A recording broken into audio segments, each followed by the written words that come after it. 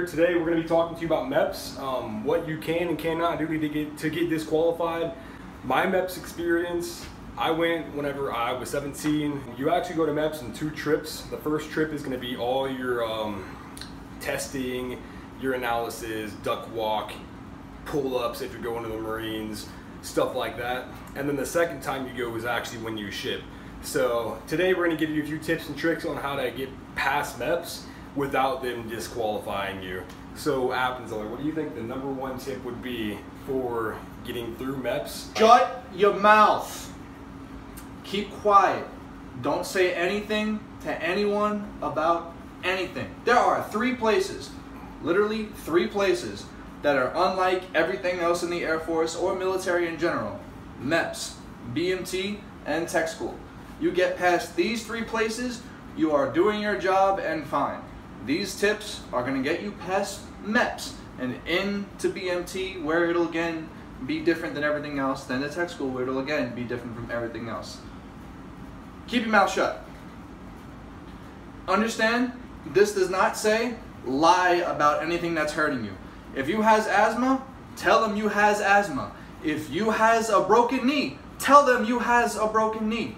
If you have something that is physically enabling you from doing something, they need to know about it.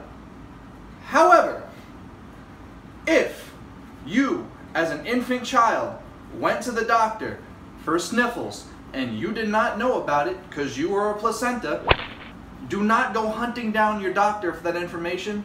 They don't care about that. Now when you're in MEPS, please be quiet. People get disqualified and thrown out for stupid things that aren't even issues. Understand, this was made up to discourage you and test your dedication to the military. That's it. Now that you have that in mind, you can be quiet and get through it knowing that the Air Force and military, Army, Navy, Marines, Coast Guard are not going to be like this. When I say be quiet, I mean be quiet. Understand, you're going to be there from 4:30 to God knows when. You're going to get there at a ridiculous hour in the morning and you're going to be there to a ridiculous hour at night. It gets tiring. You get fed one time. It's annoying. People are going to get headaches.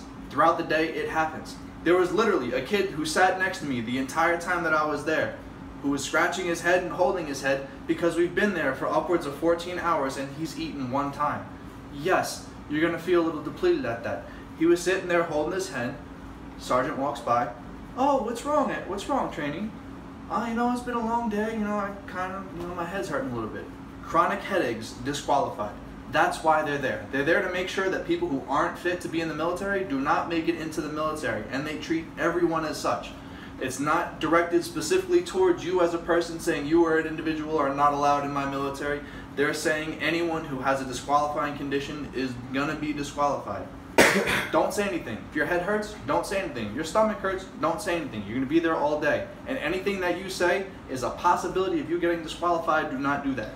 So my recruiter actually had somebody go to MEPS that was missing a testicle, if I recall right. So he only had 1 testicle, lied to my recruiter and said that he didn't have any surgeries or anything like that whenever he did to have a testicle removed. I don't really know what the problem was.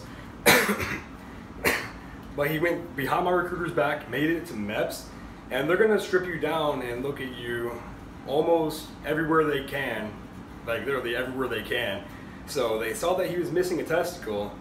The doctor asked him about it, said, "Hey, you know you're missing a testicle, right?"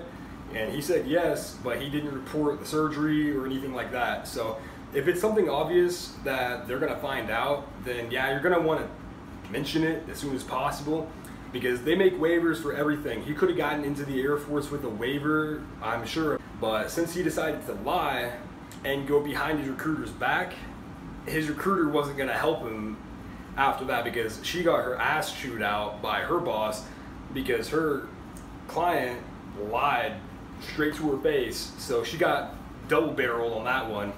But I mean, as long as you go through and you're honest with them to what they know of, then you'll be all right. And as far as the duck walk and everything goes, as long as you can wiggle your fingers and your toes and slam your knees on the ground, then you will pass the duck walk. Follow their instructions to a T. There are quite a variety of things that can get you disqualified when you're at the MEPS station. If you go somewhere you're not supposed to be, they could just send you home for the day. If you do something that they did not tell you to do, they can disqualify you on the spot. He had to travel over 100-something miles to his MEPS station. I was blessed with being in a situation where I only had to drive maybe 40 miles to my MEPS station, but there were people at MEPS in New York who came from upstate New York, came from Albany, come from Syracuse. I don't know if you're familiar with the area. If you are, you know that that's one hell of a hike to make for one day, to have to come back and do it again. Follow the rules, keep your mouth shut, don't complain about anything, follow their instructions to a T, do not lie to your recruiter. If it's something serious, they need to know about it. People get into the military all the time with potentially bad scenarios and conditions. If you lie to them, it goes under fraudulent enlistment, you can get kicked out. There were people in my flight in BMT who made it to the very last day and did not get to join the military because the medical people found out a disqualifying condition in their past and they were kicked out.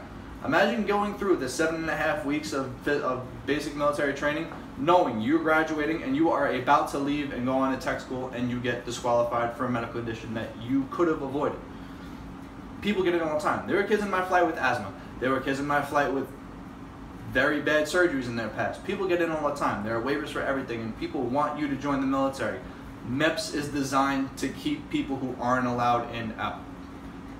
It may hinder you from getting a certain job you want, but it's not the end of the world.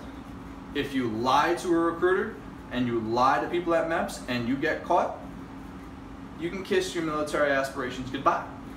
If you get in, at least you're in, and then you can get a waiver while you're in, hopefully maybe cross-train into some jobs that you were originally disqualified from. Follow those rules and you'll be fine at MEPS. Just understand you're in for a long day. It's going to be annoying, tiring. You mess up, people are going to get loud. You do everything right, everything will go smoothly. Keep your mouth shut, follow rules, understand what you're getting into, you'll be fine. So main topic of the video, they only know what you tell them.